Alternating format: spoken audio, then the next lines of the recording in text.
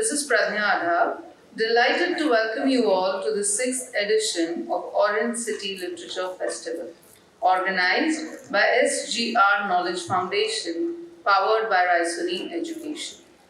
Today, we have with us Mr. Naveen Chaudhary. He is a popular Hindi writer known for his best-selling novels Janta Store and Dhai Chal, which have earned critical acclaim.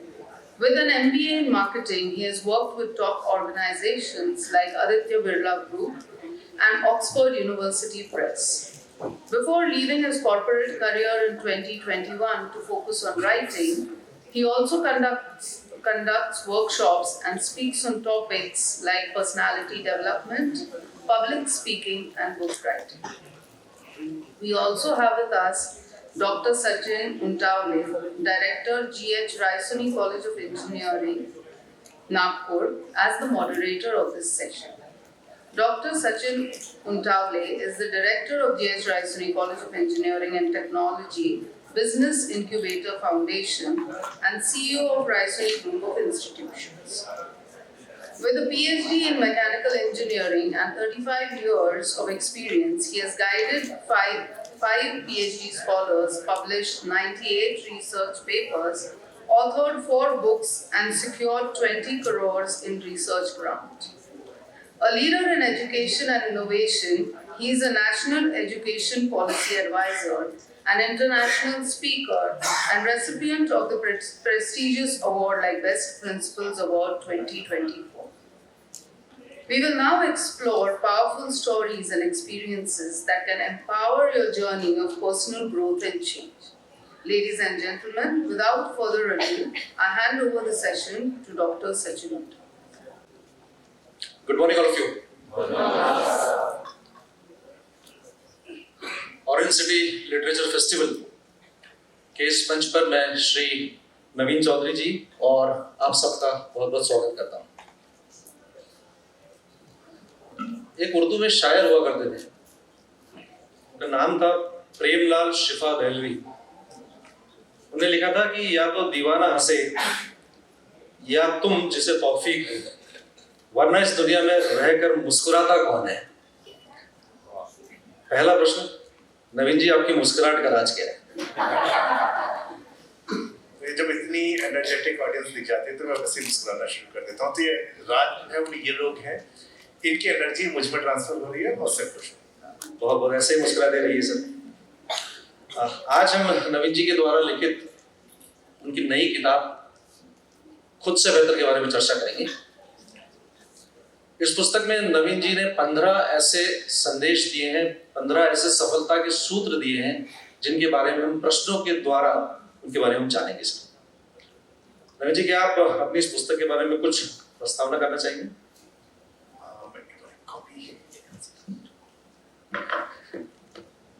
So this is the book. मैं 2 novel लिख चुका हूँ और ये तीसरी जो है, ये अगर आप 11th क्लास से लेके और जॉब कर रहे हैं, even you are someone who is not a manager, उनको ध्यान में रखते हुए ये लिखा गया। हालांकि अब जिसको पढ़ा जा रहा है, बहुत से लोग कह रहे हैं कि नहीं, ये बाकी चीजों में हेल्प कर सकता है। Why I wrote this book खुद से पहले मैंने एक नॉन IIM इंस्टीट्यूट से MBA किया और उसके बाद जब मेरी करियर जर्नी शुरू हुई एज अ ब्रांड एग्जीक्यूटिव, मैंने एक मीडिया हाउस में काम शुरू किया था। मुझे ब्रांड में ही जाना था, सेल्स में नहीं जाना था। That I was very much clear from day one who I am, what I can do, ये जानना बहुत जरूरी था। सेल्स में मुझे इसलिए नहीं जाना था क्योंकि सेल्स करने के लिए जो होता है ना, लास्ट में पैसा निकालना आफ्टर नेगोशिएशन, वो मेरा स्किल सेट नहीं है, मैं नहीं कर सकता। But I can create ideas, मैं इन आपको इनोवेटिव आइडियाज के ऊपर प्रमोशन पे बात कर सकता हूँ। तो ये मेरी स्ट्रेंथ थी, ये मुझे कॉलेज डेज में ही आइडेंटिफाई हो चुका था और ये रीजन था कि मैं ब्रांड और मार्केटिंग में ही हमेशा रहा। जब मैंने इसको किया तो पूरे करियर में मुझे हमेशा शुरुआती दौर में दुख होता रहा कि यार काश हमने IIM से पढ़ा होता, काश ऐसा होता, काश मेरी इंग्लिश बहुत ही अच्छी होती। जैसे उस समय तो DPS और MIT बड़ा पॉपुलर हुआ करते थे, क्या मैं वहां से पढ़ा होता, मैं KV का पढ़ा हुआ, तो क्या वैसी इंग्लिश होती तो कैसा होता। लेकिन 3-4 साल होते होते मुझे समझ में आया कि इनमें से कोई भी ऐसी चीज नहीं है। लैंग्वेज सिर्फ एक मीडियम है, आपको उसको फ्लुएंसी चाहिए बोलने के लिए, सीखना है। लैंग्वेज को इम्प्रूव किया गया। अपने काम को लेके मैं ऐसा क्या IIM में स्पेशल पढ़ाया गया जो मैंने नहीं किया, ऐसी कौन सी चीजें हैं, अच्छा जो IIM से पढ़ा हुआ है या IIT से पढ़ा हुआ है, क्या आपको लगता है कि सबको एक जैसी सैलरी मिलती है? नहीं। अच्छा, कई लोगों को एक जैसी सैलरी भी मिल रही है, क्या 5 साल बाद वो एक ही जैसी पोजीशन पे होते हैं? वो भी नहीं होते। तो ये रीजन क्या है? तो वो रीजन था कि हमारी जो अपनी स्किल सेट है, हम किस तरह हैं, ये हमारी ग्रोथ को डिपेंड करता है। सो बहुत सारे फैक्टर्स हैं, जो फैक्टर्स हैं सारे इस बुक के अंदर हैं। तो यही ध्यान में रखते हुए मुझे महसूस हुआ कि मैं नहीं, मेरे जैसे से बहुत सारे लोग, और ऐसे बहुत सारे लोग जो कि मेरे ही जैसे बैकग्राउंड से हैं और वो अपने अपने करियर में टॉप पोजीशन पे पहुंच चुके हैं, उनकी कहानियां भी इस बुक के अंदर है और उनके थ्रू हमने उन स्किल्स की बात करने की कोशिश की है, क्योंकि मेरा कंपटीशन किसी और से नहीं है, मेरा कंपटीशन खुद से है। मैं आपसे बेटर होने की कोशिश करके मैं एक जगह आपसे बेटर हो सकता हूँ, लेकिन बाकी जगह तो मुझे खुद से बेटर होना है। मैं आज जो हूँ, अगर कल में इससे ज्यादा बेहतर नहीं हो पाया तो उसके बाद मेरा ग्रोथ रुक जाएगा। तो ये एक थॉट प्रोसेस था कि इसके साथ हम इस बुक को रखें, कहानियां ऐसे रखी ताकि कनेक्ट हो सके। और मैंने सिर्फ सेलिब्रिटीज की कहानी जानबूझ के नहीं डाली, सेलिब्रिटीज की कहानी सब जानते हैं, उन तक हम पहुंच नहीं सकते। इसमें कहानी ऐसे लोगों की है जैसे हम दोनों आपके सामने बैठे हैं, तो हम दोनों अपने अपने करियर में ग्रो कर गए। आपके लिए आसान है हमसे मिलना, हमसे बात करना, तो आपको इस बुक को पढ़ के लगे कि इसमें कोई आदमी ऐसा है जिससे मैं स्पेशली कोई बात पूछना चाहता हूँ, तो आप उसको बड़े आराम से लिंक्डइन पे ढूंढ लेंगे, उससे बात कर पाएंगे। तो इस तरह से सर ये बुक आई है। बहुत ही अच्छा तरीका है खुद को जानने का, खुद से बेहतर बनने का। बहुत सही बात कही है नवीन जी ने कि we have competition with ourselves, so if we improve ourselves automatically the systems will improve. एक श्री कमलेश जी जो सलाहकार हैं इंडिया टुडे ग्रुप के, इस पुस्तक में उन्होंने रिव्यू किया है। उन्होंने रिव्यू में क्या लिखा मैं आपको पढ़कर सुनाता हूँ। देखिए, बहुत मुद्दे की बात कही उन्होंने। बदलते वक्त के साथ न हमारा पाठ्यक्रम बदला है न परीक्षाएं, syllabus has not changed, neither the examination system has changed. पर नए युग में रोजगार के अवसर और योग्यताएं लगातार बदल रही हैं। पात्रता की परिभाषा, एलिजिबिलिटी भी चेंज हो रही है। आज के युवाओं को जिन सॉफ्ट स्किल्स की आवश्यकता है उनको विकसित करने में नवीन चौधरी जी ने ये पुस्तक एक बेहतरीन गाइड के काम आएगी। अब उन्होंने जो कुछ भी सीखा है, आपने जो कुछ भी सीखा है, वो कहते हैं इस पुस्तक में आपने उड़ेल दिया है ऐसी भाषा में जैसे कोई एक साथी एक उदाहरण देके आपको नेविगेट कर रहा है। सहज, अति सुंदर और अत्यंत उपयोगी। बहुत अच्छा लिखा है आपकी किताब के बारे में। अब मेरा प्रश्न है नवीन जी कि आपका जन्म मधुबनी में हुआ, बिहार में, लेकिन परवरिश और MA तक की आपकी पढ़ाई जयपुर में हुई। आपकी किताब ढाई चाल में छात्र राजनीति, मैंने पढ़ी सब इसको, कि कई पहलू पढ़ने को मिले छात्र राजनीति के। और इंसिडेंटली आप खुद अपने कॉलेज के दौरान में छात्र राजनीति से गहरे तौर पे जुड़े हुए थे। तो आपने मार्केटिंग या लेखक का प्रोफेशन क्यों चुना, राजनीति में क्यों नहीं गए? एक समझदार मुस्कुराता हुआ नेता शायद हमें मिल जाता था। समझदार नेता चाहिए नहीं देश को, दिक्कत यहाँ पर है। जो बैकग्राउंड है, अगर मैं पॉलिटिक्स की बात करूं, ऐसा लगता है कि हम पॉलिटिक्स को चेंज कर सकते हैं सिर्फ चुनाव लड़के। पॉलिटिक्स को चेंज करने का काम वो जो छोटी सी बच्ची बैठी है वहां से लेकर आपका, हमारा, सबका है, इंक्लूडिंग द पॉलिटिशियन। पॉलिटिशियन वो व्यक्ति है जिसका काम है आपके लिए नीति बनाना, नियम बनाना, लेकिन आपका काम है ये चुनना कि कौन सा आदमी वहां जाए जो नीति बना सके। तो पहला काम पढ़े लिखे लोगों का होने के नाते हमारा ये काम है। दूसरा जो हमारा फर्क है ये कि एज अ ह्यूमन बीइंग इस सोसाइटी का एक जागरूक नागरिक होने के नाते मैं क्या नया कर सकता हूँ, मैं सोसाइटी को कैसे चेंज कर सकता हूँ, क्या सोसाइटी में ऐसी कोई चीजें हैं जो बदलनी चाहिए, क्या मैं उनकी आवाज उठा सकता हूँ। जो बुक्स की सर ने बात की, 2 नॉवल थे, जनता स्टोर एंड ढाई चाल।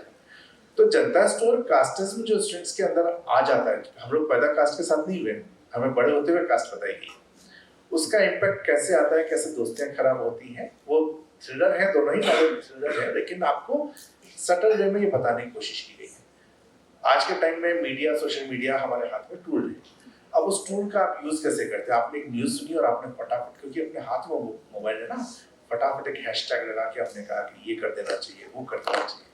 क्या हमने उसके बारे में सोचा? और तो ये सेकंड बुक कहीं ना कहीं उस तरह की है जिसमें कि एक रेप केस के ऊपर इन्वेस्टिगेशन है और इस इन्वेस्टिगेशन के साथ मीडिया कैसे काम करता है, पब्लिक का माइंड कैसे डाइवर्ट किया जाता है, ये उसके ऊपर वो बुक है।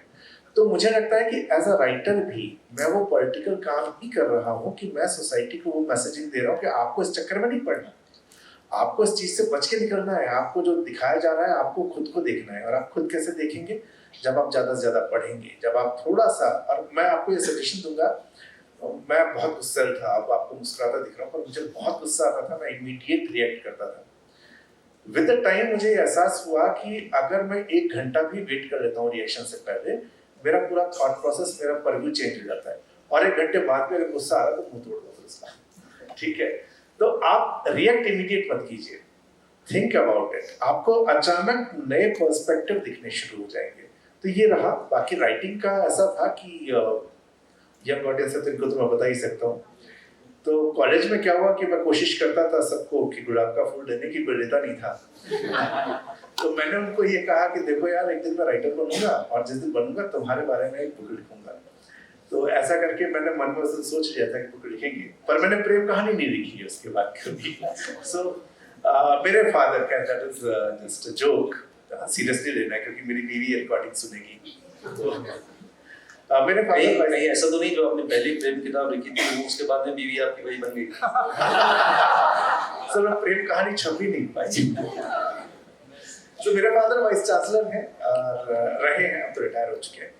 तो एजुकेशन का एक बैकग्राउंड मेरे घर में था, और उससे मुझे ये कहें कि लिखने का एक शौक, चूंकि पापा राइटर रहे तो मुझे एक शौक उस समय नहीं था, लेकिन विद द टाइम मुझे लगा कि मैं अपनी चीजों को ज्यादा बेहतर बता सकता हूँ इन टर्म्स ऑफ राइटिंग।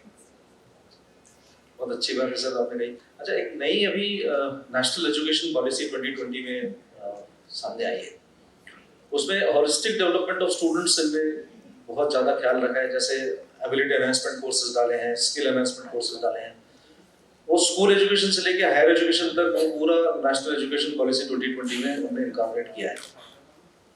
आपकी किताब में इन सबसे संबंधित, स्किल डेवलपमेंट से संबंधित और नेशनल एजुकेशन पॉलिसी से संलग्न आपके क्या विचार, मतलब आप क्या कहना चाहिए? जो पहला क्वेश्चन था, मैंने उसमें आपको कहा कि हम सब आगे कहाँ से बढ़े, वो हमारे स्किल के साथ बढ़े। अब स्किल्स के बहुत सारे तरीके हैं। एक तो है टेक्निकल स्किल्स, आपको अपने काम के लिए चाहिए। अगर आपको इंजीनियर होना है तो आपको इंजीनियरिंग की डिग्री चाहिए, आपको मैनेजमेंट में या फाइनेंस में जाना है तो आप सीए या एमबीए फाइनेंस होंगे। ये एक पार्ट है जो कि अभी तक हमारे यहाँ होता जा रहा है। अब जो चेंजेस आ रहे हैं एनईपी के अंदर, चेंज ये है कि आप ओवरऑल कैसे आपकी पर्सनैलिटी डेवलप होती है, किस तरह से आप आगे बढ़ते हैं। तो मैं उन स्किल्स की, जो गवर्नमेंट बात कर रही है जॉब स्किल्स की बात नहीं करूंगा, लेकिन जो फोकस मेरा था बहुत टाइम तक मैंने ये देखा कि हम इंडिविजुअली कैसे ग्रो कर सकते हैं। मैं इसमें कुछ राइट स्किल्स की बात की है। मैं आपको एक और इसमें है जिनका नाम है तेजेंद्र खुराना, अंदर के पेज पर उन्होंने बुक का रिव्यू लिखा है। तेजेंद्र खुराना कोक के जीएम थे, बाद में बांग्लादेश में सीईओ बने पेप्सी के, फिर कंट्री डायरेक्टर थे, और मुझे सौभाग्य से उनके साथ काम करने का टाइम मिला। I was 26-27। तो जिस ऑर्गेनाइजेशन में मैं काम करता था, चूंकि मीडिया ऑर्गेनाइजेशन था, तो वहाँ पे रात को ज्यादा काम होता है। हालांकि हम लोग मार्केटिंग मैनेजमेंट के लोग हैं, हमारे दिन में काम है। उनके लेवल के लोग 11-12 बजे ऑफिस आते थे। ही केम फ्रॉम कोक। उन्होंने एक दिन मुझे ये कहा कि अच्छा, मैं क्या 10-10:30 में भी आता था, जब सब ऐसे ही आ रहे हैं तो अपन उसी माहौल में डरे हुए हैं, तो वो आ जाते थे यार 9:30 बजे। मुझे टेंशन हो जाती है, इनके चक्कर में 10 बजे मुझे भी ऑफिस पहुंचना पड़ रहा है। तो मैं अपने बॉस को कन्विंस कर रहा हूँ, आप बड़े आदमी हो, अरे कहाँ इन चक्करों में पड़ गए, आराम से आप 11 बजे आया करो। तो बॉस ने एक दिन मुझे कहा कि नवीन, मेरा जो डिसिप्लिन है ना, वो मेरा डिसिप्लिन है। मुझे ये पता है कि मैं 11 बजे आऊँगा तो भी मुझसे कोई कुछ नहीं कहेगा, लेकिन मैं जानता हूँ कि मैं अपना काम कैसे करूँगा, मुझे अपना काम खत्म करके जाना है, और इसके लिए जो टाइम है, जो ऑफिस का टाइम है, मैं इसको फॉलो करना नहीं छोड़ सकता। जब मैं रूम से बाहर आया, मैंने कहा you are right sir. Room से बाहर आया, मेरे कलीग ने पूछा क्या कह रहे हैं, मैंने ज्ञान दे रहा था, this is what I said. लेकिन 5-6 साल के बाद जब मुझे समझ में आया कि मेरे पास काम बढ़ने लगा, पोजीशन बढ़ रही है, काम बढ़ने लगा, और ऐसा लगता था काम खत्म ही नहीं होगा कभी, काम ही नहीं खत्म हो रहा है। तो काम खत्म, ऐसा तो है नहीं कि काम इतना आपको दिया जाएगा आप कर ही नहीं सकते। मैंने नोटिस करना शुरू किया कि मैं क्या कर रहा हूँ, मैं 10 बजे आने के बाद चाय पीता हूँ कैफे में जाके, उसके बाद सोशल मीडिया चेक करता हूँ, 2-4 लोगों से गप्पे मार के 11 बजे हम काम शुरू करते हैं। वो जो 1 घंटा था मैंने खराब किया। वो जो डिसिप्लिन की बात तेजेंद्र खुराना ने कही, वो मुझे याद आई, और उसके बाद मैंने ऑफिस 9 बजे 9:30 बजे तक पहुंचना, तो कोशिश मैं 8 बजे ही करता था, ताकि मेरे पास 2 घंटे, जब मैं मार्केटिंग हेड हो गया था तो मुझे अपने कई प्रेजेंटेशन बनानी है, स्ट्रेटेजी बनानी है, मुझे उससे टाइम नहीं मिलता था, तो मैं सुबह करता था। ये एक बहुत छोटी सी सीख थी, और ये टाइम मैनेजमेंट अपने आप में एक ऐसी स्किल है जिससे आपकी प्रोडक्टिविटी इंक्रीज हो जाती है। आपके पास टेक्निकल स्किल थोड़ी कम ज़्यादा होगी, लेकिन अगर आपकी प्रोडक्टिविटी अच्छी है, आपको कोई भी ऑर्गेनाइजेशन पसंद करेगा। कुछ और स्किल्स की हम बात करें, एक है इसमें ग्रोथ माइंडसेट की बात है, एडेप्टेबिलिटी की बात है। मैं नागपुर बहुत सिंपल समझते हैं, दिल्ली से आ रहा हूँ, वहाँ का टेम्परेचर कुछ और है, यहाँ का टेम्परेचर कुछ और है, क्या मैं इस मौसम के लिए एडेप्टेबल। ऐसे ही हर ऑर्गेनाइजेशन का अलग अलग स्ट्रक्चर होता है। आप चेंजेस होंगे, कोरोना आया था, किसको उम्मीद थी कोरोना के टाइम में ऑफिस बंद हो जाएगा? किसी ने नहीं सोचा, जिंदगी में नहीं सोचा ऑफिस बंद हो जाएंगे। हम सब ने ऑनलाइन काम करना सीखा, आप एडेप्टेबिलिटी का स्किल आपके अंदर आया। तो कई जगह हमें डंडा मार के बनाया जाता है, लेकिन कुछ जगहों पे हमें उसके लिए अपने आप को तैयार करना है। प्रॉब्लम सॉल्विंग और क्रिटिकल थिंकिंग एक ऐसी स्किल है, और इसको लाइफ स्किल्स कहते हैं, आप लोग जानते होंगे लाइफ स्किल इनको कहते हैं। ये लाइफ स्किल्स अगर आपने इम्प्रूव कर दी, आपको कोई नहीं रोक सकता आगे बढ़ने से। और अगर आपने चीजों को एनालाइज करना शुरू किया, सपोज मैंने आपको कहा कि आप जो है काम करिए, यहाँ बैठिए और ये सेशन सुन लीजिए, आप बैठे सुने, चुपचाप सुने, आपने कोई शोर नहीं मचाया, आपने अपना काम बहुत अच्छे से किया। लेकिन क्या आपने इस सेशन को सुन के कोई आपके मन में सवाल उठा, क्या आपने ये देखा कि जो कहा जा रहा है वो ठीक कहा जा रहा है कि गलत कहा जा रहा है? क्या इसके ऊपर डाउट है? तो ये आपका थिंकिंग प्रोसेस चेंज होगा। मैं एक छोटा सा एग्जाम्पल देता हूँ। फौज सीमा पे जहाँ होती है, तो वहाँ पर 4 फौजी हमेशा रहते हैं, दोनों साइड से, पाकिस्तान से भी, इंडिया से भी है। 2 गधों पे, गधे इसलिए क्योंकि पहाड़ का हम एग्जाम्पल लेते हैं, 4 फौजी वही होंगे, 2 गधों पे सामान आता है। हम रोज देखते हैं, एक आदमी की ड्यूटी है ये बताना अपने बॉस को कि आज क्या हुआ। उसने कहा सर 9:04 पे 2 गधों पे पाकिस्तान की सीमा में सामान लेके आया। एवरीडे ही इज रिपोर्टिंग, उसका टाइम है 9:30 पे रिपोर्ट करने का। Everyday he is doing that. एक दिन नहीं करेगा तो क्या हो जाएगा? एक दिन नहीं देखेगा तो क्या हो जाएगा? जिस दिन उसने नहीं देखा, उस दिन देखा कि उस दिन 2 नहीं 4 गधे आए थे, सामान ज्यादा था। ये उसने अगर नोटिस नहीं किया, अब वो सामान ज्यादा क्यों आया था ये किसी ने ध्यान दिया, ये उसको सोचना है। सपोज उसने देखा, उसने अपने बॉस को कहा आज 2 नहीं 4 आए थे, फिर उसने देखा तो रात को भी आए थे। अब यहाँ से आपकी क्रिटिकल थिंकिंग शुरू होती है कि क्यों आए थे, क्या हो सकता है, क्या युद्ध की तैयारी हो रही है, क्या आदमी पढ़ाए जा रहे हैं, राशन आया है कि क्या रहा है। So you will start asking questions. आपने जब सवाल पूछने शुरू करेंगे, आपको आंसर मिलने शुरू हो जाएंगे। And there is no assumption, आप एज्यूम नहीं कर सकते कि ऐसा ही हुआ होगा। आपको सवाल पूछना शुरू करना पड़ेगा, उसके लिए रिसर्च करनी शुरू करनी पड़ेगी। और जब आप उन चीजों को देखना शुरू करेंगे तो आपको रियलाइज होगा कि यस, ये कुछ इशू हो रहा है। अब आप प्रॉब्लम सॉल्विंग मोड में आएंगे। अब आप सोचेंगे कि हम आगे इसका सॉल्यूशन कैसे करें। हेलमेट पहनते हैं जो बाइक चलाते हैं। फर्स्ट वर्ल्ड वॉर के टाइम में जब युद्ध होता था तो सैनिक जैसे ऊपर देखता था, वहां से कोई गोली चलाता है, गोली लगे नहीं लगे, गोली कहीं पत्थरों पे लगे, कुछ भी हो, पत्थर टूटता था, टूट के सिपाही के यहाँ लगा, घायल होते हैं सिपाही। हॉस्पिटल में सिपाही जाते थे और मैक्सिमम केसेस सिर या गाल पे चोट लगे होने को होते थे। अब आप अगर नॉर्मल देखोगे तो युद्ध हो रहा है, चोट तो लगेगी आपको, नॉर्मल है। लेकिन किसी ने ये नोटिस किया कि सबसे ज्यादा चोट सिर और गाल में लगते हैं। क्यों? फिर उसने नोटिस किया कि अच्छा गोलियां जो चलती हैं छिपते हैं तो पत्थर उड़ते हैं, उससे इनको चोट लग रही है। उसके बाद एक ब्रॉडी, पूरा नाम जॉन ब्रॉडी था, ब्रॉडी ने एक हेलमेट बनाया और कहा कि इसको सिर के ऊपर रखा जाए तो चोट नहीं लगेगी, तो पत्थर जो होगा सिर से बचेगा। अब इसको आप कहते हैं किसी ने उस डेटा को एनालाइज किया, डेटा को एनालाइज करके उन्होंने डिसाइड किया कि सॉल्यूशन क्या है। सो फर्स्ट वाज डेटा, जो क्रिटिकल थिंकिंग था। सेकंड इज योर एनालिसिस, तो उन्होंने उसके बाद प्रॉब्लम सॉल्विंग की हेलमेट। अब ये काम जल्दीबाजी में हुआ, तो इसमें गलती हुई थी।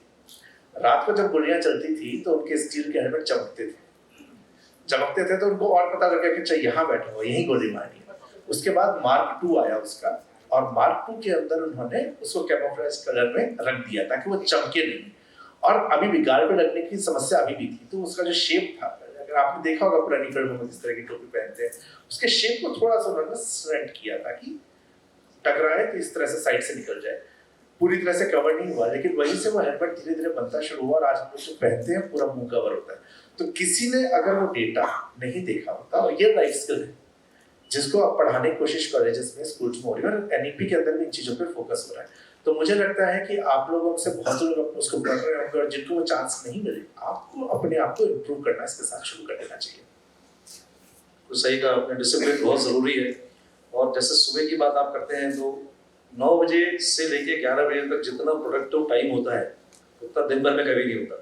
इसलिए 9 बजे अगर हम काम चालू करें तो आधे से ज़्यादा काम 9 से 11 के बीच में होता है, बहुत फ्रेश रहता है आदमी सब। दूसरा सर, मैं एक बार एरिज़ोना स्टेट यूनिवर्सिटी में कोर्स करने गया था, 7 दिन का कोर्स था। उनमें हमें कंप्यूटर पे काम करना पड़ता था। कंप्यूटर पे काम करने से जैसे हमको 9 बजे पहुंचना पड़ता था और 5 o'clock शार्प हमको निकलना पड़ता था। 5 बजे के बाद में वो काम नहीं करते हैं वहाँ पर। तो कैसे बंद कर देते हैं वो, कंप्यूटर बंद कर देते थे, लाइट्स ऑफ कर देते। If you are efficient you finish your work between 9 to 5, will not be allowed beyond that. तो इसलिए टाइम मैनेजमेंट सबसे इंपॉर्टेंट चीज है जो आपने किताब में कवर की है। इसी जो आपकी किताब में 15 सूत्र हैं उसमें से मुझे थोड़ा सा अगर personal branding, how do you present yourself, क्योंकि वो कहा जाता है ना जो दिखता है वो बिकता है, तो उसके ऊपर कुछ थोड़ा सा आप अगर हाईलाइट करेंगे। ये बहुत बड़ा सच है। बुरा लगता है कि यार आपने काम कर दिया ना, क्यों दिखाना है, पर वो दिखाना पड़ता है। ये बहुत जरूरी है। आप इस रूम में सब लोग टैलेंटेड हैं। जब हमने बात की कि आईआईटी में एक जैसा नंबर वालों को क्यों नहीं सिलेक्शन हो रहा है, आपके अंदर क्या डिफरेंस है ये बड़ा मैटर करता है। आप जिस जगह पे, ब्रांड क्या होता है जानते हैं? ब्रांड और प्रोडक्ट में क्या फर्क होता है? मार्केटिंग वाले हो यार, बता सकते हो? चलो इसको सिंपलीफाई कर देते हैं, ठीक है। प्रोडक्ट तो कोई भी चीज होगी जो हमने बनाई है, वो प्रोडक्ट ब्रांड तब बनता है जब उसकी एक यूएसपी क्रिएट होती है, उसका एक नीश क्रिएट होता है जिसकी वजह से आप उसको पहचानते हैं। If you talk about Mercedes, what it is, luxury car, ठीक है, brand establishes it's name, yes. वो नाम आपको एस्टैब्लिश करना है, और वो नाम कैसे एस्टैब्लिश होता है? आपकी एक यूएसपी के साथ। आप किस चीज में बहुत अच्छे हैं, आप कैसे अपने आप को प्रेजेंट कर सकते हैं। और ये सब काम में नहीं, आप किसी भी एनवायरनमेंट में हैं। फैमिली में कौन पसंद आता है शादियों में? वो भैया जो सबसे ज्यादा अच्छे गाने गा सकते हैं, बड़े सबके साथ हंसी मजाक करते हैं, वो उनकी यूएसपी थी। उन्होंने अपनी पहचान, जो बात मैम ने कही कि नेम एस्टैब्लिश करना, उन्होंने इस चीज के लिए बड़े हंसमुख हैं, मजा आता है इनके साथ। यही चीज अगर आप ऑफिस में काम कर रहे हैं, आप क्या अलग करते हैं?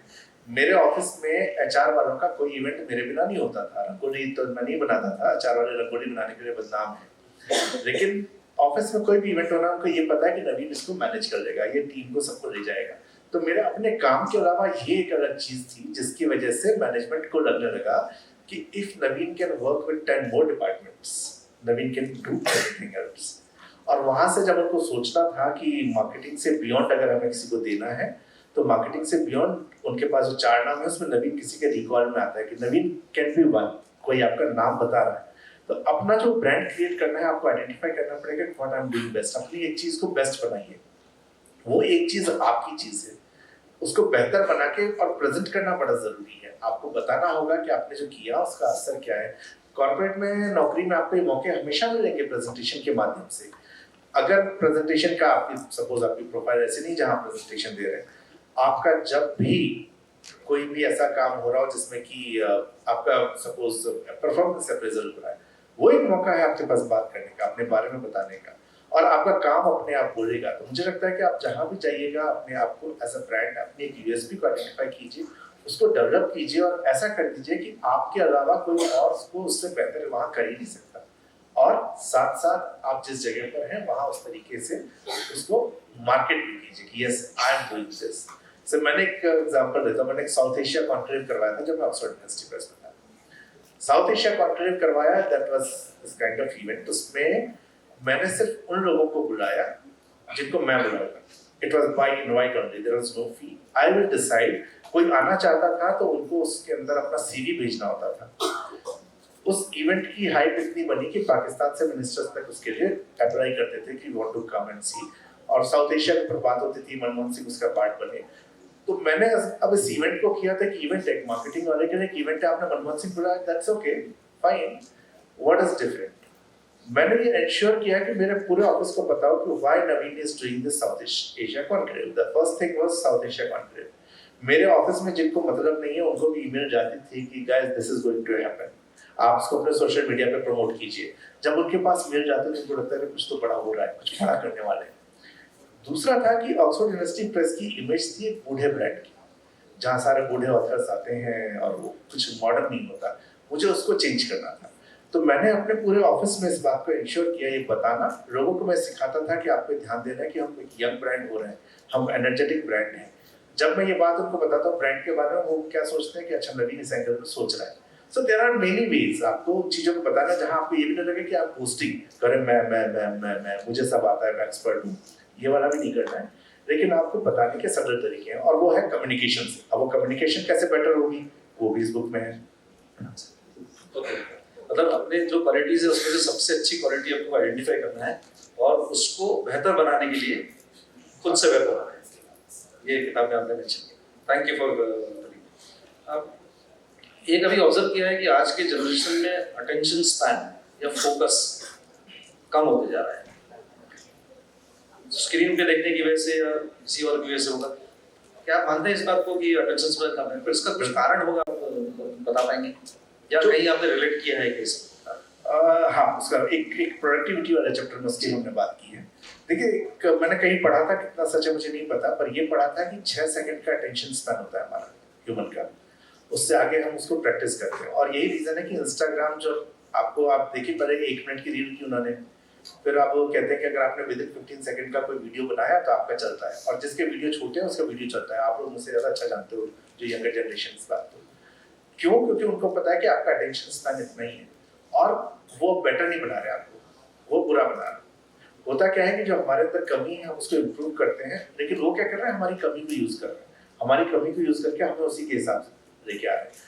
तो ये अनफॉर्चुनेट पार्ट है कि सोशल मीडिया के आने के बाद ये हमारा नुकसान हुआ है। उसके फायदे भी बहुत सारे, सोशल मीडिया के बहुत फायदे हैं, लेकिन उसका नुकसान ये हुआ है कि वो हमारे को अपने जैसा बना रहा है, हमारी चीजें देख के अपने उसमें लेके जा रहा है, हमें बेटर नहीं कर रहा। ये आप ही को करना है।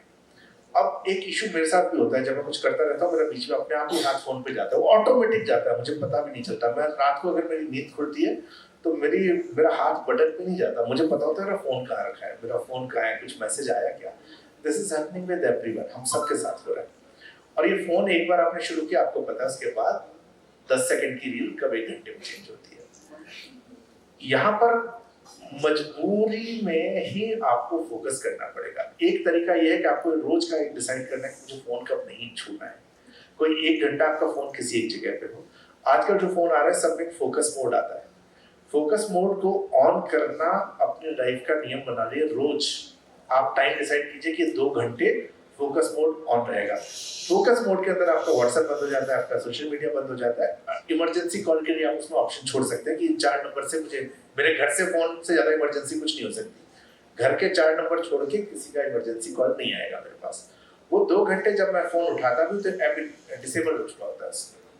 ऐप डिसेबल है तो मैं यूज ही नहीं कर पाता। तो मुझे बहुत समय इस बुक को लिखते हुए मेरे को डिस्टर्ब था कई बार, और मैंने इसी तरीके से उस बुक को कंप्लीट किया कि मैं उसको फोकस मोड में करता था। फोन उठाया, देखा रे यार अब वापस इनेबल करना पड़ेगा, फिर रख दिया। तो ये आपको मजबूरी में खुद को मजबूर कर करके आपको फोकस लाना पड़ेगा। सेकंड, मुझे लगता है कि बुक्स पढ़ना बहुत मैटर करता है। सर हम बात करते हैं किंडल पे या फिजिकल कॉपी, तो उसका कोई इशू नहीं है, आपको जैसे जबता है आप वैसे ही पढ़िए उसको। हालांकि फिजिकल कॉपी का ये फायदा होता है कि आपकी आंखों को उस तरह का स्ट्रेन नहीं आता जो आपको किंडल वगैरह पे आ सकता है। तो बुक्स पढ़ना आप शुरू करेंगे, आपका धीरे धीरे अटेंशन स्पैन बढ़ना शुरू हो जाएगा। और आपका अगर फोकस नहीं है, ट्रस्ट मी, अगर आपने एक बार फोकस चेंज किया तो आपका वो फोकस बहुत देर तक चेंज होता है। एक इस बुक में मैंने कहीं पढ़ा था पोमोडोरो टेक्निक, उसके बारे में मैंने लिखा है। उसको क्या कहते हैं कि आपका अटेंशन स्पैन टूटता है, आपका मन क्रेविंग होती है मैं कुछ करूं, तो उन्होंने का टाइमर लगाइए 25 मिनट का। 25 मिनट काम कीजिए, 5 मिनट का ब्रेक दे दीजिए। 5 मिनट का ब्रेक देके आप फिर 25 मिनट काम पे, लेकिन इसको आपको फॉलो करना है कि ये ऐसा ही होगा। तो इससे क्या होगा कि आपको जो बीच में क्रेविंग होगी उठने की, वो 5 मिनट में आपने इधर उधर किया और अपने काम पे वापस आ गए। रॉबिन शर्मा का भी ऐसा एग्जाम्पल है। रॉबिन शर्मा का मैं पढ़ रहा था, उन्होंने कहा कि मैं कुछ दिन हफ्ते में ऐसे होते हैं जहां मेरे से कोई नहीं पहुंच सकता मेरे पास, मैं सारे कम्युनिकेशन का बंद कर देता हूँ और मैं सिर्फ अपना सोचता हूँ मुझे क्या काम करना है। आपको वाकई जो भी करना है, आपको टाइम चाहिए खुद के लिए, आपको सोचना पड़ेगा। मैंने जो नॉब्जे की बात की उसका कारण ये था कि एज अ मार्केटिंग हेड मुझे स्ट्रेटेजी पे काम करना होता था, लेकिन पूरा दिन मैं किससे बैठा हूँ, अरे अभी एडिटोरियल मीटिंग हो रही है इसमें चल देते हैं, अभी ये सेल्स की मीटिंग हो रही है उसमें बैठ जाओ, टीम आ रही है कि बॉस ये काम नहीं हुआ, वो काम नहीं हुआ, बजट अप्रूव कर दो। मैं पूरा दिन तो इसी में लग जा रहा है। मैं स्ट्रेटेजी कब सोचूंगा? उसके लिए मुझे फोकस चाहिए था। आपको अपने दिन के 2 से 3 घंटे आपको डिसाइड करने हैं, ये time no phone time, focus time. आपको जो भी करना है, आपको पढ़ाई करनी है, आपको मूवी भी देखनी है ना, मूवी देखते हुए भी फोन मत देखो यार। आधे टाइम तो मूवी देखते टाइम भी फोन देख रहे होते हैं, डायलॉग निकल गया पता ही नहीं चला। मेरे साथ कई बार होता है कि मुझे पता ही नहीं इतना अच्छा डायलॉग आया था, बाद में देखते रहे ये कब आया था। तो ये नहीं करना है, इसलिए उस प्रैक्टिस को मैं खुद ही प्रैक्टिस कर रहा हूँ। मैं आपको जो कह रहा हूँ उसको मैं प्रैक्टिस करता हूँ। तो मैं जब अपना काम करता हूँ फोकस मोड ऑन करता हूँ, try to focus as much as. दिन के 2 से 3 घंटे आप डिसाइड कर लीजिए। मेरे लिए रात को 9 से 11 का टाइम है जब मैं अपने सारे क्रिएटिव काम करता हूँ। तो मैंने वो टाइम डिसाइड किया। आपको जो टाइम सूट करता है आप उस टाइम को बना लीजिए। बहुत सही बात कही आपने। कम से कम 2 घंटा अपने फोन बंद करके रखें, सोते वक्त ना करें। बस सोने जा रहा हूँ 2 घंटा फोकस मोड, ऐसा नहीं। जब आपका सही प्रोडक्टिव वर्क है, ये जनरेशन का प्रोडक्टिव वर्क चालू होता है रात के 9 बजे से लेकर तो सुबह 4 बजे तक। तो उस टाइम में अगर 2 घंटा बंद रखेंगे तो आप बहुत कामयाब रहेंगे। ऐसा कहा गया है sir, it is the salary that they give, certain drug जो देते हैं कंपनी वाले, जिसकी वजह से आपकी इनोवेशन और क्रिएटिविटी खत्म हो जाती है।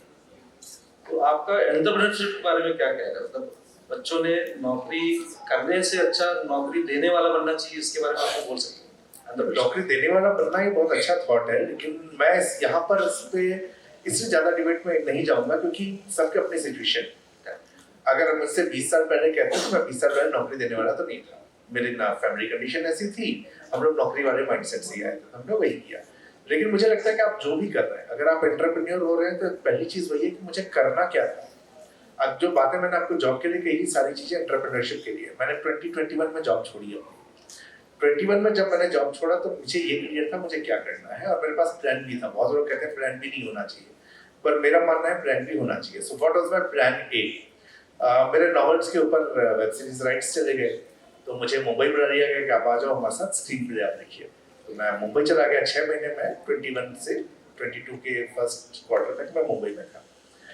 स्क्रीन प्ले मैंने लिखा, लेकिन उनकी क्रिएटिव टीम से मेरे बहुत झगड़े हुए। हमारा थॉट प्रोसेस नहीं मैच किया, और मुझे उन लोगों का काम करने का तरीका मुझे नहीं जमा। तो मैंने कहा यार ये तो नहीं हो पाएगा। तो मैंने डिसाइड किया ये नहीं करूँगा। अच्छा, मुझे मजा भी नहीं आ रहा, क्योंकि मैं इतने साल एज अ बॉस ही काम किया, तो मेरे लिए इस तरह की चीज, अच्छा मेरा और मेरे मैनेजर का ऐसा सिस्टम था कि इधर यू कन्विंस मी और I will convince you. Mumbai में क्या होता है कि वो मुझे जैसे एक मूवी का सीन दिख रहा था, तो उसमें हॉस्टल का सीन था झगड़े का। तो कहता है इसके अंदर ना चेज सीन डाल दो। तो मैंने कहा चेज सीन क्यों डालना? कहता शिवा मूवी देखिए, शिवा में जो चेज सीन था 15 मिनट का चेज सीन। मैंने कहा लेकिन उसकी जरूरत नहीं है।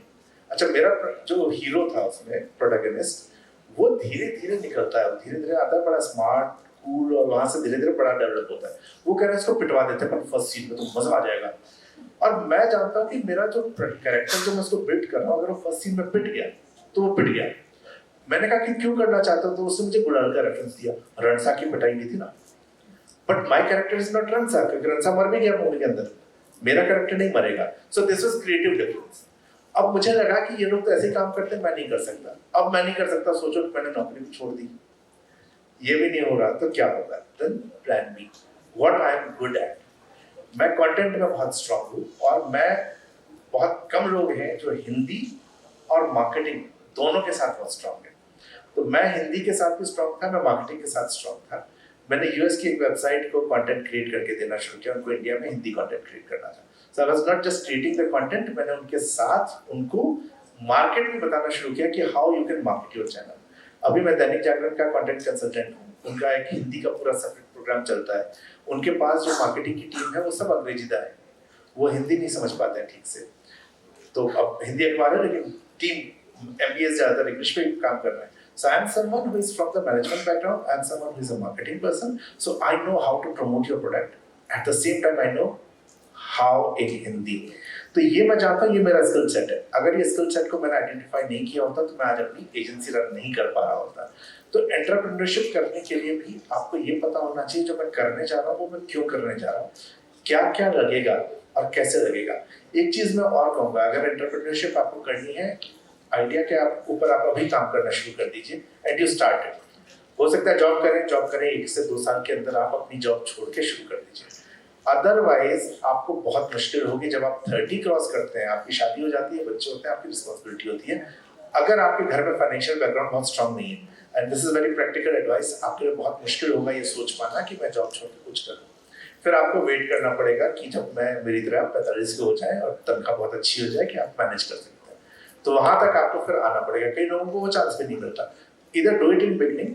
जिस दिन मैंने जॉब छोड़ी थी, जॉब छोड़ते वक्त मैंने ये इंश्योर किया था कि मुझे किसी को कुछ पे नहीं करना। So all EMIs are cleared, मेरे बच्चे की अगले 3 साल की पढ़ाई का मैंने इंतजाम कर रखा था। अगर मैं 1 रुपया भी नहीं कमाऊंगा तो क्या मैं अगले 3 साल, और 3 साल में तो आदमी यार कर ही लेगा, तो इतना तो टैलेंट है अपने अंदर कि हम कर लेंगे, लेकिन आपको उस बैड टाइम के लिए, सपोज मैंने ये काम 2020 जनवरी में शुरू किया होता तो मेरे साथ क्या होता सोचो। मार्च में तो लॉकडाउन लग गया था। तो आपको उस बैड टाइम का भी ख्याल रखना पड़ेगा कि आपका आइडिया हो सकता है पूरी तरह से पिट जाए, तो आपको वापस खड़े होने के लिए अपने आप को मजबूत करना पड़ेगा, आपको उस तैयारी के साथ आना पड़ेगा। अभी शुरू करने का फायदा क्या होता है कि खोने को कुछ नहीं है आपके पास। अगर आप बिगनिंग में करते हैं, धीरू भाई अंबानी के पास खोने को क्या था, अगर नहीं चलती रिलायंस तो वापस पेट्रोल पंप चले जाते वो। तो आप देखिए कि जिन लोगों ने ग्रोथ की है उनके पास या तो पहले से बहुत कुछ था या खोने को कुछ नहीं था, या फिर जिन्होंने काम किया है वो अधिकतर लोगों ने बहुत स्ट्रेटेजाइज करके काम किया है। So whatever you want to do, you want to be in a job, अपने स्किल पे काम कीजिए। You want to be an entrepreneur, बहुत अच्छा है, ये ज्यादा अच्छा है क्योंकि देश की इकोनॉमी इसी से बढ़ेगी। चाइना का एग्जाम्पल अपने आप में सबसे बहुत बड़ा है कि वहाँ लोग एंटरप्रेन्योर ज्यादा हैं। तो अगर आप एंटरप्रेन्योर होना चाहते हैं उससे पहले आपको ये पता होना जरूरी है कि what I want to do, why I want to do and how I am going to do it, and if it fails then what I will do. ये प्लान आपके पास होना चाहिए। प्लान ए, प्लान बी और जरूरत पड़ी तो plan C भी होना चाहिए। अब मैं ये प्रश्न आपको इसलिए पूछा कि जैसे बोला गया है कि अगली जो सदी है वो सदी में China will be the manufacturing power, German Japan will be the, Taiwan will be the technology power, India is perceived to be the knowledge power. Because हमारी जो जनरेशन है उसमें नॉलेज की बहुत ज़्यादा देखा गया, इनोवेशन और नॉलेज की। तो ये इनोवेशन और नॉलेज को यूज़ करके ये खुद की अगर कंपनी चालू करें या वो भी एक ऑप्शन रखें तो शायद छोटे छोटे स्टार्टअप्स और बहुत सारी चीज़ें आ सकती हैं। इसलिए मैंने आपसे एक क्वेश्चन पूछा। अभी वैसे कहते हैं ना, do not work seriously, work sincerely. इसलिए सिंसियरिटी ज़्यादा ज़रूरी है सीरियसनेस से, ऐसा तो मेरा कहना है। आज के ज़माने में do you feel hard work is more important और smart work is more important? Hard work गधा करना है। देखिए, हार्डवर्क का अपना काम है। हार्डवर्क से मतलब हार्डवर्क किस तरह से, जरूरी यह है कि आपका काम होना चाहिए और अच्छे तरीके से होना चाहिए। इससे स्मार्ट वर्क, और स्मार्ट को डिफाइन किया जाता है specific, measurable, achievable, result and T I am forgetting time. तो आप जो भी काम करें, अगर आपने उसको इस तरह से प्लान करना शुरू कर दिया तो आपका काम हो जाएगा। अगर मुझे बुक लिखनी है, मुझे बुक लिखने के पीछे एक आइडिया है, बहुत स्पेसिफिक हो गया कि बुक अचीव करना है, कितने टाइम में होगा, किस समय करूंगा, उसका रिजल्ट क्या होगा, कैसे इसको आगे मैं मार्केट करूंगा। तो हर चीज को करने के पहले अगर आपने वो गोल बना दिया है, आपके लिए आसान हो जाएगा। बहुत सही बात कही। अब वक्त को देखते हुए आप कुछ क्वेश्चंस भी लेना है तो आपसे आखिरी सवाल वो लिख के लाया आपसे, क्योंकि आपकी पूरी किताबें पढ़ने के बाद मुझे बहुत अच्छा लगा कि आपके जैसे लेकर इस सदी को चेंज करने की कोशिश कर रहे हैं। बहुत अच्छा लिखा है आपने। ये क्वेश्चन ऐसा है कि आज की राजनीति जो है गठबंधन की राजनीति दिख रही है। मुझे विश्वास है कि आप जैसे विचारवंत या थॉटफुल पीपल भी, लेखक भी, राजनीति, अभी जो राजनीति चल रही है उसके बारे में सोच रहे होंगे, सुन रहे होंगे। तो भविष्य में आप आज की राजनीति पे कुछ किताब लिखना चाहेंगे क्या? पहला प्रश्न है। दूसरा प्रश्न है, अगर आप नहीं लिखना चाहेंगे या सोच इस पे आपकी प्लानिंग में नहीं है तो प्लान भी बनाइए। आप आज की राजनीति पे, गठबंधन की राजनीति पे किताब लिखिए, हम सब मिलकर पढ़ेंगे। इस बात को तो हम इंश्योर करेंगे। और किताब पे थोड़ा फोटो डाल दीजिएगा, आपका मुस्कुराता चेहरा रहेगा तो शायद और लोग खरीद भी लेंगे। तो आपका क्या विचार, आप लिखने की सोच रहे हैं क्या? नहीं, मेरा फर्स्ट दोनों नॉवल पॉलिटिकल ही थे। तो मैंने जो जनता स्टोर है दैट इज 95 to 2000 की स्टोरी है। ढाई चाल जो आई है दैट इज फ्रॉम 2016 to 2020। जिस पीरियड में आपने बहुत सारी जो चीजें देखी होंगी वो घटनाएं आपको उसमें मिलेंगी, वो मुझे दिखता है। और मैं क्या करता हूँ कि मैं लिखते टाइम लोगों को मजा आए, उसको खत्म तो हर बुक होती है, स्टोरी में ही खत्म होती है, मैं एक क्लू छोड़ देता हूँ जिससे अगला शुरू हो सके। सो जनता स्टोर जहाँ खत्म हुई थी उसके 16 ईयर्स के बाद वो स्टोरी दूसरी शुरू होती है। और ये वाली भी जहाँ खत्म की गई है वो इसी, नहीं नॉट दिस वन, ढाई चाल जहाँ पर खत्म की गई है, ढाई चाल ऐसे ही खत्म की गई है कि आज से 5 साल के बाद मैं इस पीरियड के बारे में लिख सकूँ। बहुत बहुत धन्यवाद। हम लोग सब पढ़ेंगे उसको। और आज का इंटरव्यू खत्म करने के बाद आपसे क्वेश्चन आंसर्स आपको कुछ पूछना है नवीन जी से तो प्लीज पूछिए, बाद में मैं कंक्लूड करूंगा। Any question from audience? MBA, सब कुछ समझ में आ गया ना? अच्छा बोल रहा हूँ मैं।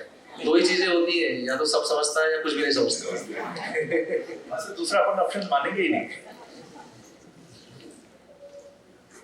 Any question from audience? MBA students? Question and answer session. If anybody has questions, please forward and ask. एक दो लोग शर्मा रहे हैं, मैं शक्ल देख रहा हूँ, मैं पॉइंट आउट नहीं करूंगा, लेकिन पूछ लेना चाहिए, और यही हम बुक में बता रहे हैं। Be brave to ask yourself.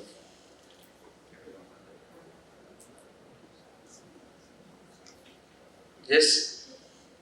Up. So I want to ask all this now that you should know your skills. As a grown up, we are doing. The children, how they should know that they are which skill they are good at. So there is something called SWOT analysis. कई सारे question है इसमें। मैंने एक chapter में खुद को पहचानिए का एक चैप्टर डाला है, और कल मैं किसी का रिव्यू पढ़ रहा था, जो स्कूल टीचर है उन्होंने कहा कि हम लोग एक टाइम में हो चुके हैं कि हमें पता ही नहीं लग रहा हमारे सपने कहाँ हैं। So इसमें कई सारे क्वेश्चन हैं। What you want to do? How do you see yourself? Yourself, not in 5 years जो क्वेश्चन पूछा जाता वो नहीं। How do you see yourself? मैं कौन हूँ? इसके अलावा मैं क्या करना चाहता हूँ, मेरा मिशन क्या है? I want to be happy, I want to be rich, जो भी आपका है। ऐसे आपको पहली चीज उसकी आती है कि आप पहले खुद को पहचान जाइए कि मैं कौन हूँ। उसके बाद जरूरी है कि जो मैं करना चाहता हूँ उसके लिए मेरे पास क्या कमी है। तो SWOT एनालिसिस एक बहुत बड़ा उसका एग्जांपल है। मैं एक मेरे फ्रेंड की स्टोरी आपसे शेयर करता हूँ कि मैं जब जागरण में काम शुरू किया था, ब्रांड एग्जीक्यूटिव था, तो हम सबका एक छोटा छोटा काम है। मेरा काम था इवेंट्स करवाना, मेरे साथ एक रुपेश था, उसका काम था एड्स क्रिएट करवाना। अब हम सब लोग को नेक्स्ट जॉब में जाना है, तो हमें सवाल बहुत सारे पूछते थे। हमने टीम में सेटिंग सबने कर रखी थी, जो जो काम करता है आपस में हम शेयर करेंगे, so that we all learn from each other. हमारे स्किल में कमी है, हमें पता है कि नेक्स्ट अगर मुझे एएम असिस्टेंट मैनेजर बनना है तो मुझे क्या नहीं आता, मुझे एड्स बनवाने नहीं आते, तो ये मैं रुपेश से सीख रहा हूँ। तो हमने इस चीज को आइडेंटिफाई किया क्या मुझे नहीं आता। रुपेश कभी इंटरव्यू देने नहीं जाता था। तो रुपेश इंटरव्यू देने इसलिए नहीं जाता था क्योंकि रुपेश कहता है कि नवीन भाई मैं ना प्रोग्रामिंग में जाऊंगा। अब मेरे हिसाब से प्रोग्रामिंग कंप्यूटर की होती थी तब तक। तो मैंने कहा प्रोग्रामिंग कैसे करेगा MBA करने के बाद? तो उसने कहा कि नहीं मैं टीवी प्रोग्रामिंग में जाऊंगा। तो टीवी में प्रोग्रामिंग जो होती है वो पूरा, जो कोई भी आप सीरियल देखते हैं, कोई फिल्म देखते हैं, दे एक्चुअली प्लान दैट कि ये होगा, किसके लिए होगा, किस तरह से पूरा बनेगा। तो ये प्रोग्रामिंग पूरा उसके बारे में होता है। तो वो ऐसा कुछ करना चाहता था। अब हम उसके बारे में देखते हैं उसकी स्किल की मैम क्या इशू था। उसका पहली जो उसके साथ स्ट्रेंथ थी वो थी उसकी डिग्री, वो मैच करती थी फॉर दैट रोल। उसका जो वीकनेस था वो ये था उसको टीवी इंडस्ट्री का बिल्कुल भी ज्ञान नहीं था। दूसरा इशू हमारे साथ ये था कि टीवी इंडस्ट्री मुंबई में, हम सब नोएडा दिल्ली में रहते थे, प्रिंट मीडिया में हम लोग थे, तो ये भी उसका एक वीकनेस था।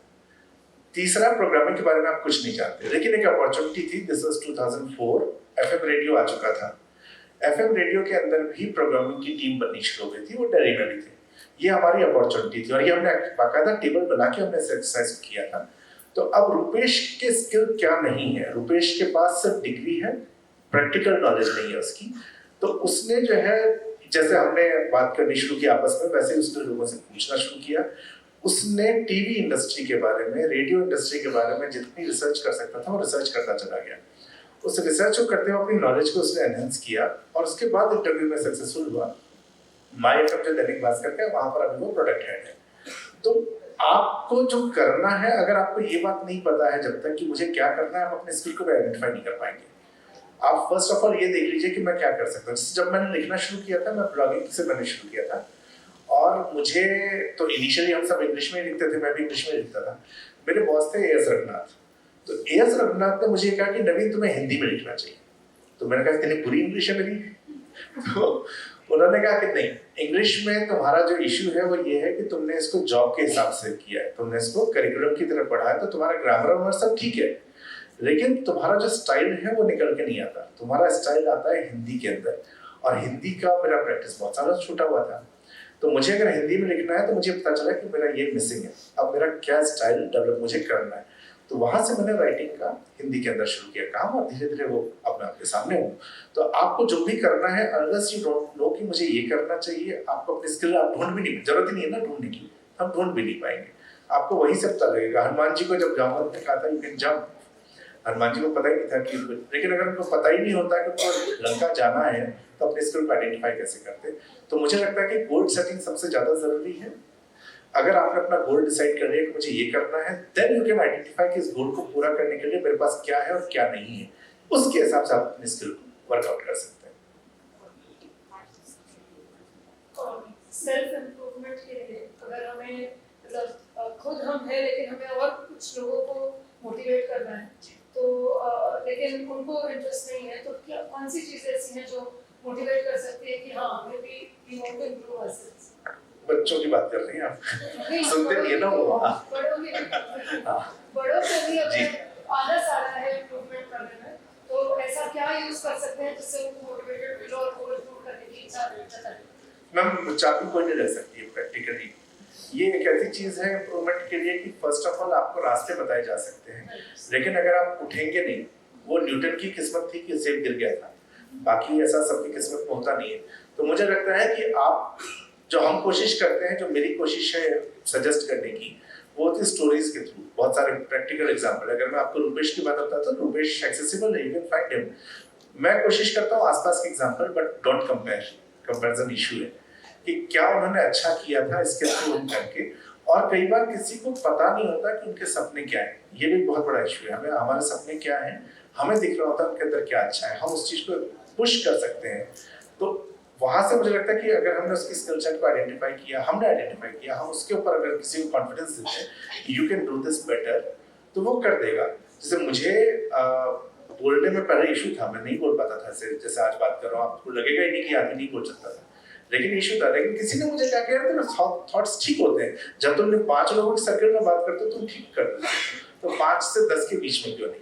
तो फिर मैंने अपने आप को इम्प्रूव करना शुरू किया। लेकिन यहाँ पर जो ज्यादा जरूरी है कि मैं चाहता था कि मैं 10 में भी बात कर सकूं, तो कोई मेरे को मेरी स्किल को बताता है, पुश करता है, उसके बाद थोड़ा सा मुझे भी करना पड़ेगा। हम धक्का तो नहीं मार सकते, आप सिर्फ कोशिश कर सकते हैं किसी को मोटिवेट करने की। अगर किसी ने ठान ही रखा है कि नहीं साहब, तो फिर तो कुछ नहीं हो सकता।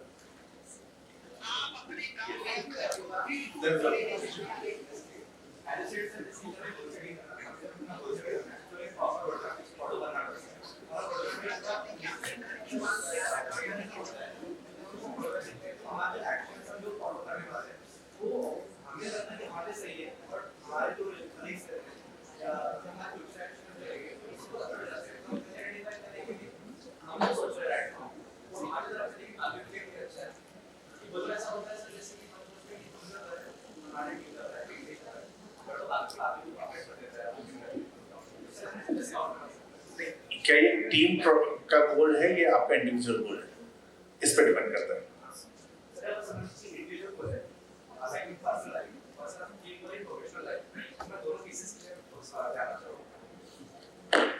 अगर आपका इंडिविजुअल गोल है तो मुझे नहीं लगता कि किसी को उससे क्या फर्क पड़ता है।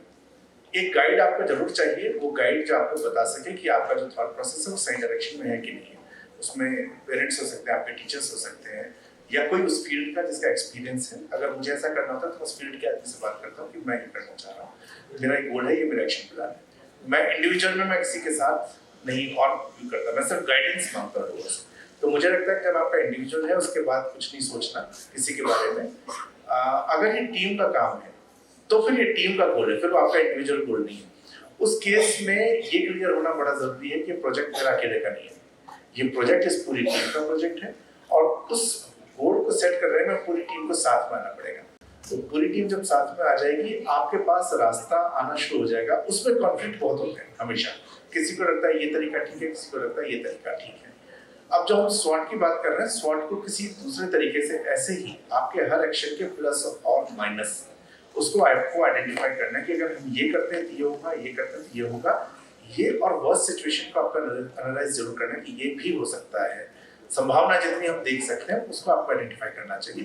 Then as a team you decide कि क्या हम इस सिचुएशन को मैनेज करने में सक्षम है, नहीं है तो क्या मैं कोई और काम दूसरा ऐसा कर सकता हूँ जिसको कि हम सेट करेंगे। मैं आपको एग्जांपल एक इसका फिर शेयर करूंगा। मैं आदित्य बिरला में था, जब मैंने ज्वाइन किया तो जयपुर में स्टोर्स खुलने थे और समहाउ 2 महीने सारा स्टोर डिले हो गया तो अब 2 महीने मेरी भी छुट्टी है, बैठे फ्री चल रही। स्टोर का जो पूरा स्टाफ था वो अपॉइंट हो चुका था और स्टोर का स्टाफ आप जानते हैं कि बहुत ज्यादा एजुकेटेड नहीं होता है, उनको खाली छोड़ना टेढ़ा काम था। उसमें से हो सकता है कुछ लोग नौकरी छोड़ के कहीं और ज्वाइन कर देते, उनको डर लगा रहता। यहाँ पर पूरी टीम का गोल, अब मैं मार्केटिंग में था, वो सेल्स के लोग हैं। सेल्स टीम के साथ हमने ये डिसाइड किया कि नेक्स्ट 2 मंथ्स हमें इनको एंगेज करके रखना है और चूंकि 2 महीने डिले हुआ तो मैं अपॉइंट हो चुका था, बाकी की टीम अपॉइंट नहीं हुई। फाइनेंस हेड आ गए थे, मैं था और बाकी ये टीम थी। तो हमारा पहला गोल ये डिसाइड हुआ कि हमें इनको एंगेज करना है। एंगेज करने के लिए हमें क्या करना चाहिए, इसमें कॉमन डिसीजन लेना शुरू हुआ। तो पहला ये था कि मुझे ये पता करना है कि यार मेरे आसपास के लोग, ये रिटेल स्टोर था, शॉपिंग कहाँ से करते हैं। तो जो लड़का जिस स्टोर पे अपॉइंटेड है उनको हमने कहा कि विदिन 1 किलोमीटर के हर घर में उसके सर्वे करके आ जाओ। सर्वे करने के, अब उसमें कोई पैसे मांगेगा कोई नहीं मांगेगा, ये सब हमने आपस में विदिन टीम डिसाइड किया था। और उसके बाद वो सर्वे करके जब आए तो हमारे पास डेटा था कि लोग कहाँ से शॉपिंग करते हैं, क्या शॉपिंग करते हैं। नेक्स्ट है कॉम्पिटिशन मैपिंग, जो कि बाइंग टीम का काम था। बाइंग टीम को प्राइसिंग मैच करनी होती है दूसरों के साथ, वो मेरा काम नहीं है। लेकिन बाइंग टीम भी उसमें इन्वॉल्व होगी। उसने कहा कि नवीन भाई जब ये हो ही रहा है तो आप रिलायंस फ्रेश पे भेज दो, उनको समीक्षा पे भेज दो और चेक करो उनकी प्राइसिंग हर हफ्ते कितनी चेंज हो रही है। सेम टीम को टूल में था, क्योंकि मैं वहां था तो टूल में बन गया, लेकिन एक टीम का कॉमन डिसीजन हो गया था, कॉमन गोल था। इसमें ऐसे बहुत सारी चीजें हैं जिस पर हमने डिस्कशन किया कि टीम को ऐसा करना चाहिए कि नहीं करना चाहिए। और ये जो मैंने आपसे कहा कि ये प्लस है ये माइनस है, ये आइडेंटिफाई करते हुए देखा कौन सी चीज ज्यादा इजी है करनी, उसको करना है। तो मैं इसको समराइज करूं तो इंडिविजुअल में मुझे नहीं लगता कि आपको गाइड्स के अलावा किसी और से पूछना चाहिए, फर्क नहीं पड़ना चाहिए। अनलेस कि आप शादी कर रहे हो, आपके पेरेंट्स उसमें जरूर कुछ कहेंगे कि अरे तुम दूसरी कास्ट में शादी कैसे कर ली, पर वो भी मुझे लगता है आपका इंडिविजुअल डिसीजन है, डोंट गो बाय दैट। और अगर आप टीम के साथ कर रहे हैं तो without team don't take a decision. चलिए, समय खत्म हो चुका है तो शायद बंद करना चाहिए। ऑरेंज सिटी लिटरेचर फेस्टिवल और वैशाली ग्रुप की तरफ से मैं आपका बहुत बहुत धन्यवाद करता हूँ नवीन जी। अब इनसे जो आज हमने डिस्कशन किया, जो कुछ हमने सीखा है, तो खुद के लिए खुद से बेहतर बनना है। तो खुद को जानना है, खुद को जानने के बाद में खुद से बेहतर बनने की कोशिश करना है। ये किताब 15 सूत्रों की किताब है, जरूर पढ़िए। यहाँ पर स्टॉल पे भी होगी या फिर आपको किंडल पे भी मिल जाएगी, जरूर पढ़िए। बहुत उपयोगी किताब है, आपको बहुत हेल्प आएगी। With this, I close this session and I thank for a patient hearing. Thank you all. Thank you.